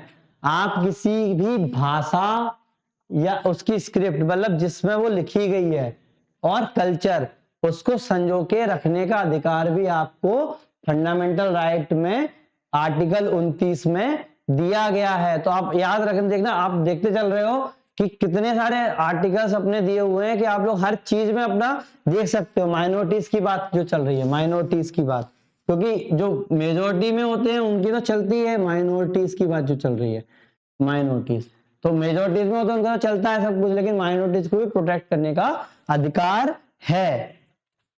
अब एजुकेशनल इंस्टीट्यूशंस अपन ने रिलीजन के बना दिए थे, एजुकेशनल इंस्टीट्यूशन अपन ने रिलीजन के बना दिए थे, तो माइनॉरिटीज को भी अधिकार है एजुकेशनल इंस्टीट्यूशन को एडमिनिस्टर करने का, एडमिनिस्टर ऑफ एजुकेशनल इंस्टीट्यूशन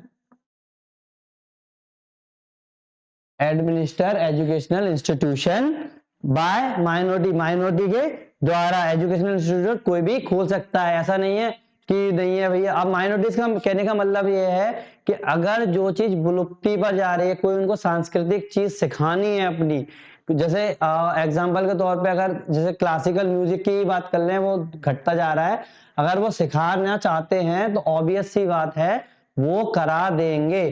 तो ये इंस्टीट्यूट खोलने का भी इनको अधिकार है। तो अपने हो गए 30। 31वां कौन सा था? Right to property. और राइट टू प्रॉपर्टी की स्टोरी में पहले ही बता चुका हूं कि वो आर्टिकल 300A के अंदर डाल दिया था। और 44th कॉन्स्टिट्यूशनल अमेंडमेंट एक्ट, याद रखना, 44वें कॉन्स्टिट्यूशनल अमेंडमेंट एक्ट 1978, 42वां नहीं, मैं इतने दिनों से 42 चिल्ला रहा हूं, तो आप लोग उसमें कंफ्यूज ना हो। जो 44वां था उसने 42 की काफी चीजें हटा दी थी, क्योंकि 42 ने अपना कॉन्स्टिट्यूशन मिनी कॉन्स्टिट्यूशन डाल दिया था और 44 ने काफी चीजें हटा दी थी। और उस 44 ने ही राइट टू प्रॉपर्टी को अपना फंडामेंटल राइट से हटा के डाल दिया शेड्यूल 9 में, 300A के आर्टिकल में डाल दिया था। अब मैं 31 की बात नहीं करूंगा, अब मैं सीधी बात करूंगा right to constitutional remedies. Right to constitutional remedies, right to constitutional remedies article 32। ये आर्टिकल 32 है। तो इससे क्या होगा कि जैसे मैंने बताया था कि डॉक्टर BR अम्बेडकर ने बोला था कि अगर ये नहीं हुआ तो कॉन्स्टिट्यूशन का कोई मतलब नहीं बनता है। तो ये क्या कराता है कि सुप्रीम कोर्ट जो है, सुप्रीम कोर्ट है वो आप सुप्रीम कोर्ट है उसके पास आप जा सकते हो, उसके पास आप डायरेक्ट जा सकते हो। ये अधिकार किसने दिया है? आर्टिकल 32 ने दिया है कि आप डायरेक्ट जा सकते हो। और जो आपके जो रिट्स, और किसके थ्रू? रिट्स के थ्रू, रिट्स के थ्रू, रिट्स के थ्रू जा सकते हो। रिट्स वही 5 टाइप की होती है, वो मैं आगे जब सुप्रीम कोर्ट पे जाऊंगा और उसमें जब उसकी पावर्स बताऊंगा उस टाइम पर रिट्स आपको डिटेल में बताऊंगा। लेकिन फिर भी थोड़ा सा आपको टीज कर देता हूं, तो आप लोगों को अगर बोलेंगे कि रिट्स है बताओ थोड़ा बहुत है, तो आपको टीज कर दूं तो कौन कौन सी होती है? Mandamus, prohibition, certiorari, quo warranto. Mandamus, habeas corpus, mandamus, certiorari, quo warranto. ठीक है, habeas corpus, mandamus, prohibition, certiorari और कोवारंटो। याद रखना, habeas corpus, mandamus, prohibition, certiorari, quo warranto. अब आप बोलेंगे इसका मतलब क्या है? इसका मतलब मैं आगे आगे बढ़ते हुए आपको बताऊंगा जब मैं आपको सुप्रीम कोर्ट पर ले जाऊंगा। हो सकता है कि 2 या 4 दिन में वो अपन वहां पहुंच जाए। आज अपना फंडामेंटल राइट खत्म होने वाला है, ऐसे अपन कल एक वीडियो में DPSP और फंडामेंटल ड्यूटी खत्म कर देंगे, उसके बाद सीधा अपना पार्लियामेंट पे पहुंच जाएंगे। अब जो छोटी मोटी चीजें हैं वो मैं आपको बता दूं, ये अपना इतने तो हो गए। अब आप बोलोगे कि अरे अभी तो 33, 34, 35 बचे हैं, तो वो भी मैं आपको बताता चल रहा हूं। ठीक है, तो दोस्तों कैरियर में फिर से स्वागत है। आप 32 की हमने बात कर ली थी, तो अब अगर हम 33 की बात करें, 34 की बात करें, 35 की बात करें, छोटी छोटी बात में अपन इसको निपटाएंगे। 33, 34 और 35। तो 35 तो मैं सीधा बोल दूं पार्लियामेंट की पावर की बात है। पार्लियामेंट लॉ बना सकती है, लेकिन इसमें कुछ रिस्ट्रिक्शन दी गई है। सिंपल सी इतनी सी बात है बस, पार्लियामेंट लॉ बना सकती है अलग अलग उसमें। तो अंदर डिटेल में जाएंगे तो बहुत ज्यादा हो जाएगा। अगर मैं आर्टिकल 33 की बात करूं, अब ये थोड़े से इंपोर्टेंट है, छोटे से, जाना इतने भी नहीं है लेकिन थोड़े से समझने वाले हैं। तो आर्टिकल 33 की बात करूं तो इसमें क्या किया गया है? पार्लियामेंट को पावर दी गई है। किसको? पार्लियामेंट को पावर दी गई है, पार्लियामेंट को पावर दी गई है कि वो रिस्ट्रेंट लगा सकें, रिस्ट्रेंट लगा सकें किसके ऊपर? आर्म्ड फोर्स के ऊपर, आर्म्ड फोर्स के ऊपर। आर्म्ड फोर्स जैसे पैरामिलिट्री फोर्स, पुलिस फोर्स, इस टाइप की चीजें जितनी भी हैं उन पे वो लगा सके। क्योंकि फंडामेंटल राइट हर किसी, अब मैंने पहले बताया था कि फंडामेंटल राइट हर जगह पे यूज हो सकते हैं। अब क्या एक मिलिट्री का इंसान किसी प्रेस में कोई खुफिया जानकारी दे सकता है? नहीं, वो तो बोलेगा कि मेरा तो फंडामेंटल राइट है। इसीलिए आर्टिकल 33 में इन पे थोड़े से लगा दिए गए हैं। कौन कौन से एक्ट आए थे? आर्मी एक्ट, नेवी एक्ट, समझ पा रहे हैं? Army act, navy act, air force act, army act, navy act, air force act and border security force act, BSF act. ठीक है, अब जैसे अगर मैं बात करूं सीधी सीधी, 1950 में तो ये तीनों आए थे, 1950 में ये तीनों आए थे। ठीक है, और 1966 में जो पुलिस फोर्स जो था, पुलिस फोर्स जो एक्ट था वो कब आया था? 1966 में। तो इन लोगों को अब इन एक्ट के तहत, army act, navy act, air force act, BSF act, police force act, इनके तहत पार्लियामेंट ने आर्म्ड फोर्स के ऊपर रिस्ट्रिक्शन लगा दिए थे और उनकी फ्रीडम ऑफ स्पीच, बोलने का अधिकार, राइट टू फॉर्म एसोसिएशन मतलब गुट बनाने का अधिकार, और right to member of trade union मतलब बिजनेस में भी आप नहीं कर सकते हो उसका अधिकार, और पॉलिटिकल एसोसिएशन फॉर्म करने का अधिकार, प्रेस के सामने इंटरव्यू देने का अधिकार, सब छीन लिया। छीन कर लिया मतलब सही किया ये चीजें भी, तो ये सब इन पे इनने रिस्ट्रिक्शन लगा दिए। तो ये वाली चीजें थी आर्टिकल 33 में कि इनने आर्म्ड फोर्स के ऊपर थोड़ा सा कंट्रोल कर लिया। क्योंकि ऑब्वियस सी बात है, इन पर कंट्रोल नहीं करेंगे तो सारी सीक्रेसी धरी की धरी रह जाएगी। और आर्टिकल 34 की मैं बात करूं, ये तो हो गई आर्टिकल 33। आर्टिकल 34 की मैं बात करूं तो ये क्या है? मार्शियल लॉ के टाइम पर, मार्शियल लॉ के टाइम पर जो कि मार्शियल लॉ के टाइम पर जो कि ओनली इंडिया के अंदर, मार्शियल लॉ के टाइम पर जो कि इंडिया के अंदर लग रहे हैं, उसमें फंडामेंटल राइट के रिस्ट्रिक्शन है, रिस्ट्रिक्शन है।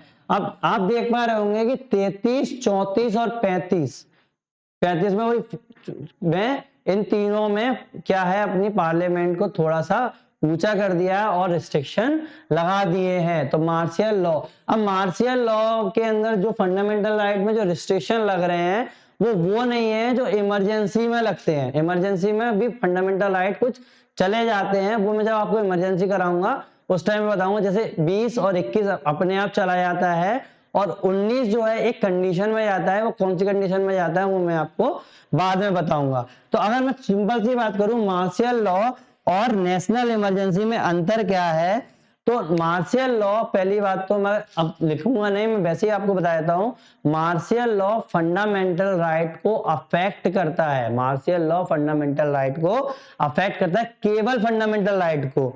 और जो अपना इमरजेंसी है वो केवल फंडामेंटल राइट को ही नहीं और भी चीजों को अफेक्ट करता है, जैसे सेंटर स्टेट रिलेशन, अपना डिस्ट्रीब्यूशन ऑफ रेवेन्यू कितना है, मतलब वही फाइनेंशियल इमरजेंसी लग जाएगी तो कैसे है, तो इसको भी अफेक्ट करता है। ऐसे ही अगर मैं बात करूं तो ये सस्पेंड कर देता है गवर्नमेंट और ऑर्डिनरी लॉज को। और अगर मैं बात करूं नेशनल इमरजेंसी की, तो ये गवर्नमेंट को सस्पेंड नहीं करता है, मार्शियल लॉ सस्पेंड कर देता है, और जो अपना नेशनल इमरजेंसी है वो सस्पेंड नहीं करती है। नाउ ऐसे ही अगर मैं बात करूं स्पेसिफिक, अगर मैं कि कहां लगता है, मार्शियल लॉ एक स्पेसिफिक एरिया में लगता है। मान लो बड़ा कोई भी डिस्टर्बेंस आ गया, कहीं दंगे फसाद हो गए, तो मार्शियल लॉ यहां लगेगा। और जो नेशनल इमरजेंसी है वो पूरी कंट्री में लगता है, वो पूरी कंट्री में लगता है। इसमें कोई भी स्पेशल प्रोविजन, अब मार्शियल लॉ की बात करूं, इसमें कोई भी स्पेशल प्रोविजन नहीं दिया गया है कि भैया कि कैसे लगेगा कैसे लगेगा, तो लेकिन इम्प्लिसिट में इसको दिया गया, मतलब अंदर से आप समझ लो कि हाँ यहाँ पे मार्शियल लॉ लग सकता है। लेकिन नेशनल इमरजेंसी के केस में ऐसा नहीं है। नेशनल इमरजेंसी में जो है आपको जो दी गई है, एक्सप्लिसिटली दी गई है कि आर्टिकल 352 जैसे मैंने बताया था से लेकर 360 तक जितना भी आर्टिकल है उसमें बताया गया है कि इस बेस पर आपकी इमरजेंसी लगेगी। ठीक है, तो ये अपने सारे के सारे फंडामेंटल राइट्स हो गए। अब मैं कुछ, जैसे मैंने पहले वो बता दिया था, थोड़ी सी इसमें क्रिटिसिज्म और ये बता देता हूं कि कहां कहां कौन कौन के ऊपर ये चीजें लगती हैं। हाँ तो दोस्तों, जैसा कि मैंने आपको बताया था कि जो फंडामेंटल राइट है वो सब लोगों के लिए मान्य नहीं है, मतलब मान्य की बात है, मतलब उन लोगों पर ये फंडामेंटल राइट काम नहीं करेंगे। तो फंडामेंटल राइट सिटीजन, सारे सिटीजन्स के लिए काम करते हैं जो इंडिया में हैं, लेकिन कुछ ऐसे अब वर्ल्ड में भी हैं, उन पर भी करते हैं। अब मैं बात करूं कि अगर मैं बात करूं कि सिटीजन इंडिया का हो या फिर फॉरेन का हो, या फिर फॉरेन का हो, तो वो फंडामेंटल राइट जो इंडिया के सिटीजन पे काम करते हैं ओनली, बट वो फॉरेनर नहीं हो, उन पे काम नहीं करते। तो only Indian, not foreigner, not foreigner, ये फंडामेंटल राइट केवल इंडिया के सिटीजन को मिले हैं और किसी को भी नहीं मिले हैं। वो कौन कौन से फंडामेंटल राइट हैं? सीधी सीधी बात है, 15, 16, 19, 29, 30, याद रखना ना, 15, 16, 19, 29, 30, 15, 16, 19, 29, 30, 15, 16, 19, 29, 30, और इन सब की डिटेल मैं आपको दे चुका हूं। मैं बार बार बोलकर ये वीडियो लंबा नहीं करना चाहता हूं। तो 15 आपको जैसे मैं बता दूं, सीधी सीधी बात है, डिस्क्रिमिनेशन नहीं होगा किसी से भी। अब अगर फॉरेनर आ गया, उससे बोला डिस्क्रिमिनेशन, हमें तो ये जॉब चाहिए, जॉब चाहिए, अब उसको भी कहोगे क्या? नहीं, वो तो इंडिया के लोगों के लिए ही है, तो वो डिस्क्रिमिनेशन वाली बात हो गई। 16 की अगर मैं बात करूं कि पब्लिक एम्प्लॉयमेंट, क्या बाहर का आदमी आके यहाँ पे काम कर लेगा? अमेरिका का आदमी बोल दे भैया हमें तो तुम्हारी जॉब चाहिए, तो उसके लिए डिस्क्रिमिनेशन तो करना ही पड़ेगा, तो डिस्क्रिमिनेशन उसकी हो गई। 19 की अगर मैं बात करूं, सारी की सारी जो फ्रीडम दी गई है, अभी कुछ दिन पहले आप लोगों ने देखा कि जब एनआरसी का मुद्दा चल रहा था, तो मैंने एक न्यूज पे खुद ही देखा था कि जर्मनी का एक लड़का था, वो वहां पे प्रोटेक्शन करने लगा, प्रोटेस्ट करने लगा कि भैया एनआरसी को हटा दो। उन लोगों ने, गवर्नमेंट की इंडिया ने क्या बोला, अब वो चूंकि एक कॉलेज में पढ़ता था, और उन्होंने बोला, गवर्नमेंट ने बोला तुम निकलो यहाँ से बाहर, तुम कौन होते हो हमारे? तो वो भी अपन लोगों ने यहाँ पे दे दिया, कोई भी एक्सप्रेशन का अधिकार नहीं, हमारे मामलों में हस्तक्षेप करने का कोई अधिकार नहीं है, तो ये दे दिया। ऐसे ही अगर मैं बात करूं कि प्रोटेक्शन ऑफ स्क्रिप्ट, अब मान लो बड़ा बाहर के, अब जब पुराने जमाने में अपन भुगत चुके हैं ये चीजें कि क्रिश्चियनिटी ने लगाई है, अपना मुस्लिमिज्म इसमें आ गया है, तो उसको भी प्रोटेक्ट करने का अधिकार अपन को मिल गया। वही वाली चीज है, रिलीजन, वो अपने लैंग्वेज स्क्रिप्ट को प्रोटेक्ट करने का अधिकार हो गया है। ऐसी माइनॉरिटीज की अगर मैं बात करूं, एडमिनिस्ट्रेटिव एजुकेशन जो डालने हैं अपन को, कोई भी आके कोई भी डाल देगा क्या? नहीं डालेगा। तो ये केवल ओनली इंडियंस के लिए है, फॉरेनर्स के लिए नहीं है। अब अगर मैं बात करूं, ये कौन कौन से हो गए? Only Indians, not foreigners. कौन कौन से? 1, 2, 3, 4, 5, 15, 16, 19, 29, 30। अगर मैं बात करूं कि फंडामेंटल राइट जो दोनों के लिए है, both Indian plus foreigner, Indian plus foreigner दोनों के लिए है। अगर मैं दोनों की बात करूं तो दोनों के लिए है ये राइट, और केवल एनिमी कंट्रीज के लिए नहीं है, याद रखना, एनिमी कंट्रीज के लिए नहीं है। अगर मैंने बात करी, मालूम पड़ा कि बोला पाकिस्तान, अब वो मैं बोलना पसंद नहीं करता कि वो हमारा दुश्मन है, जो भी है, लेकिन अब चूंकि वो पॉलिटिक्स की बात है तो वो उसके बीच में खड़ूंगा नहीं, सब एक ही है, सारा दुनिया एक है, तो जो भी है, तो एक्सेप्ट जो एनिमीज कंट्रीज जो हैं उनमें ये वाले फंडामेंटल राइट नहीं लगे, उनके सिटीजन को ये फंडामेंटल राइट नहीं लगेंगे। वो कौन कौन से राइट है? 14, 20, 21, 14, 20, 21 और 21A, 14, 20, 21, 21A, 22, 23, 24, 25, 26, 27, 22, 23, 24, 25, 26, 27।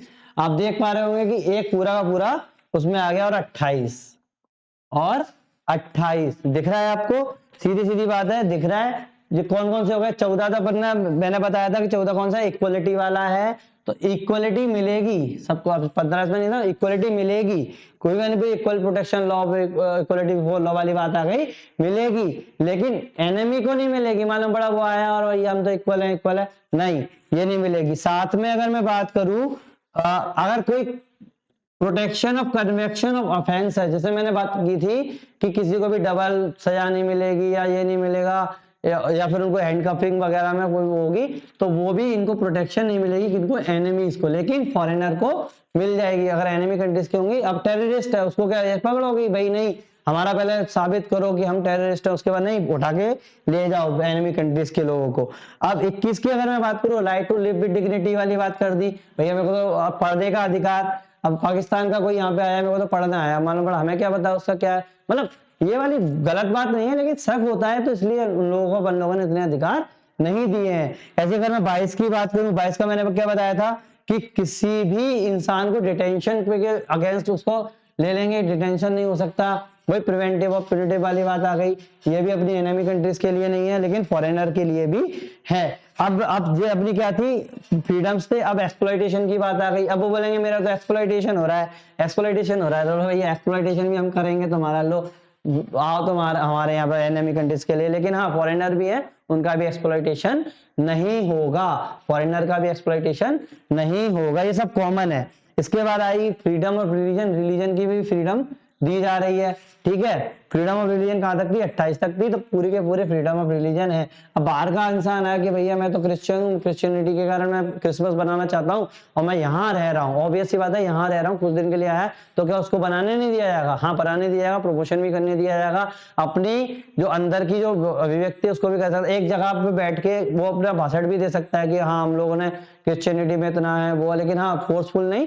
अब जैसे अपने विवेकानंद जी थे जो बाहर गए थे, उन लोगों ने भी तो दिया था ना, अपना फैलाया था, तो ऐसे बाहर का आदमी आके फैला सकता है, कोई भी प्रोफेशन एडॉप्ट कर सकता है। तो कितनी है, 14, 20, 21, 22, 21 है, 22, 23, 24, 25, 27, 28, ये अपने क्या है, फॉरेनर और इंडियन दोनों को मिले हैं। याद रखना, फॉरेनर और इंडियन को ये मिले हैं, और ओनली इंडियन को केवल 5 ऐसे हैं जो केवल इंडियन को और किसी को भी नहीं है, मतलब जो इंडियन सिटीजन है, इंडियन सिटीजन है, मालूम बड़ा वो है, ठीक है। अब आप बोलोगे वोट देने का हमें बताया था पहले की लीगल है, ठीक है, ये हो गया। अब लास्ट पे जब मैं इसको रैप अप करना चाहूंगा, तो फंडामेंटल राइट आप लोगों ने इतने सारे पढ़ लिए कि हाँ इतने सारे हमको फ्रीडम मिले हैं, एक्सप्लॉइटेशन नहीं होगा हमारा, हम सब कुछ कर सकते हैं। तो कुछ लोग, अब ऑब्वियस सी बात है क्रिटिसिज्म तो होगा ही होगा, क्रिटिसिज्म तो होगा ही होगा। तो क्रिटिसिज्म इसके क्या क्या है, मैं पहले लिखने की जरूरत नहीं पड़नी चाहिए मेरे को, लेकिन मैं वैसे ही बता देता हूं। पहला क्रिटिसिज्म है कि एक्सेसिव लिमिटेशंस की गई है, भैया लिमिटेड, इतनी लिमिटेशन लगा दी गई है क्रिटिसिज्म की, अगर मैं बात करूं एक्सेसिव लिमिटेशन मतलब कुछ भी काम करो तो मैं फ्रीडम है ये वाला काम है, लेकिन नहीं ये चीज नहीं होगी। हर चीज में मैं बात करता हूं कि भैया हम लोग समानता दी गई है, लेकिन नहीं हम तो प्रिविलेजेस को देंगे, तो लिमिटेशंस बहुत ज्यादा लगा दी गई। जैसे मैंने बताया था कि जब अपन 33 से 35 तक जाते हैं, लिमिटेशंस ही लिमिटेशंस भरी हुई हैं। दूसरी बात है कि इसमें इकोनॉमिक राइट्स नहीं दिए गए हैं। अब इसको अगर मैं आज के टाइम के हिसाब से देखा जाए तो थोड़े बहुत दे दिए गए हैं। अब जैसे आप देख पा रहे हैं कि ईडब्ल्यूएस को 10% दे दिया है इकोनॉमिक बेस पे, तो आज के बारे में तो बोलूंगा, लेकिन फिर भी कोई भी सोशल एंड इकोनॉमिक राइट नहीं है, इकोनॉमिक राइट्स नहीं है, ठीक है, ये है, ये चीज हो गई। अगली अगर मैं बात करूं, कोई क्लैरिटी नहीं है, क्लैरिटी कभी भी बदल जाती है कि यार ये वाली चीज में, जैसे मैंने आर्टिकल 21 की बात की थी कि कोई भी पुराने उसका मतलब 10-10 मतलब निकाल दिया, क्लैरिटी नहीं समझ में आ रही कि भैया क्या कोई साधारण आदमी उसको समझ पाएगा कि नहीं समझ पाएगा। तो एक लॉयर है वो उसको क्लैरिफाई कर पाता है और उसके बाद नहीं हो पाता है। वही पैराडाइज ऑफ लॉयर्स वाली बात हो गई कि लॉयर्स ने लिखी है, लॉयर्स ने बनाई है, वो समझ पाएंगे। क्लैरिटी समझ में ही नहीं आ रही कि तो बोलना क्या चाहते हो, कौन से अधिकार दे रहे हो, कौन से नहीं दे रहे हो। इसके बाद नो परमानेंसी,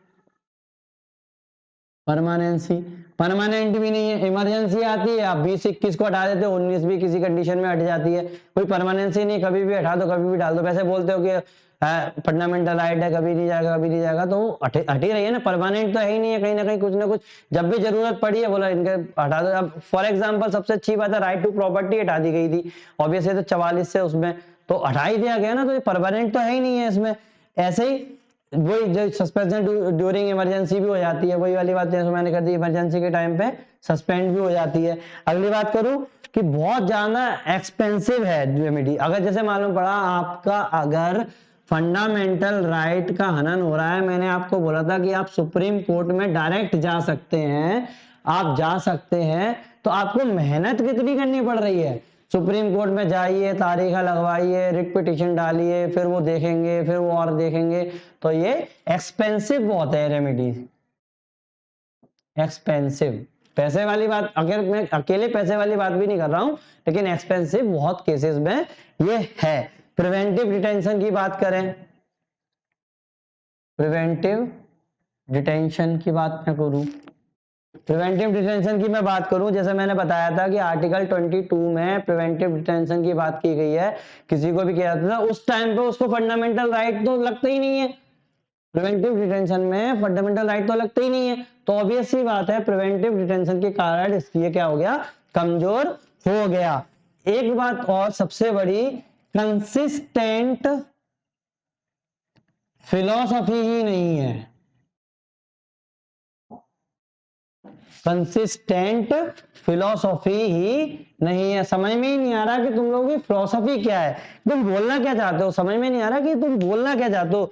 हम लोगों को आज तक ये समझ में नहीं आया कि तुम लोग हमें अगर वो दे रहे हो, फ्रीडम दे रहे हो, हम लोगों को एक्सप्लॉयटेशन से दूर रख रहे हो, या फिर इक्वलिटी दे रहे हो, तो तुम देते क्यों नहीं, पूरी तरीके से देते क्यों नहीं। आप देख पा रहे हो आज के टाइम पे भी अमीर अमीर गरीब गरीब बनता जा रहा है, और आप बोले हम प्रिविलेजेस भी दे रहे हैं, इक्वलिटी करने के लिए ये दे रहे हैं, लेकिन फिर भी फिलॉसफी इनकी समझ में नहीं आ रही है कि क्या है फंडामेंटल राइट के अंदर। अगर मैं थोड़ी सी छोटी सी और बात करूं कि कुछ जो राइट्स हैं आउटसाइड भी दिए गए, अभी ये तो पूरा पार्ट 3 का मैंने बात की थी। अगर मैं आउटसाइड, ये क्रिटिसिज्म हम लोगों का खत्म हो गया कि ये क्रिटिसिज्म है, इसके अलावा भी आते रहते हैं। अब आप जितने 10 मुंह 10 बातें होती हैं, तो अब चलते ही है। अब छोटी छोटी मैं बात करूं तो 265 आर्टिकल, एक आर्टिकल 265, एक आर्टिकल 300A और पार्ट 12, और एक आर्टिकल 301 और पार्ट 13। ये जो चीज है, ये तीनों जो राइट्स हैं, जो आपको राइट्स जो मिले हैं, वो इन आर्टिकल्स में भी आए, जो पार्ट 3 में नहीं है। ये दोनों प्रॉपर्टी से रिलेटेड थे, जैसे मैंने आपको पहले बताया था, जो प्रॉपर्टी से रिलेटेड थे, जो 300 के बारे में भी पहले बता चुका था कि आप कोई भी टेरिटरी में जो है ट्रेड कर सकते हैं इंडिया की में, तो वो ट्रेड से रिलेटेड था, जो मैंने कल आपको बताया था, मतलब इसके पहले वाले वीडियो में जब मैं पार्ट बता रहा था, ट्रेड से रिलेटेड था। तो ये भी आपको एक राइट मिला हुआ है। तो अगर ये पार्ट 3 में नहीं है तो आप ये नहीं सोचें कि आपको राइट नहीं है, तो राइट मिला हुआ, और ये आपको पता ही है राइट टू प्रॉपर्टी से रिलेटेड है। और ये हो गया आपका टैक्स से रिलेटेड, जैसे मैंने आपको बताया था 265 जो स्टार्टिंग में मैंने बता दिए थे, ये सब राइट्स हैं, ठीक है। तो आप लोगों का ये फंडामेंटल राइट यहाँ पे मैंने इस वीडियो में पूरी तरीके से खत्म कर दिया है। और आप ये दोनों वीडियो, ये वाला वीडियो और इससे पहले का वीडियो आप ध्यान से देख लें, और आपको मैं गारंटी देता हूं कि आपको किसी भी बुक की जरूरत नहीं पड़ेगी। जितने भी सार थे ऑथेंटिकेटेड बुक से ही लिए गए। अगर कहीं भी कुछ गड़बड़ होती है या फिर फैक्ट में कुछ बोलने में गड़बड़ होती है, तो आप वो मुझे रिव्यू कमेंट सेक्शन में बता दें, ठीक है। Thank you very much. अगले में मैं आपसे बात करूंगा डीपीएसपी और फंडामेंटल ड्यूटीज के बारे में, फिर अपन आगे बढ़ते हुए ऐसे चलते चले जाएंगे। मैं आपसे वादा करता हूं कि 15 से 20 लेक्चर्स में आपकी पूरी पॉलिटी खत्म कर दूंगा, चाहे वो प्री की हो चाहे वो मेंस की हो। Thank you very much.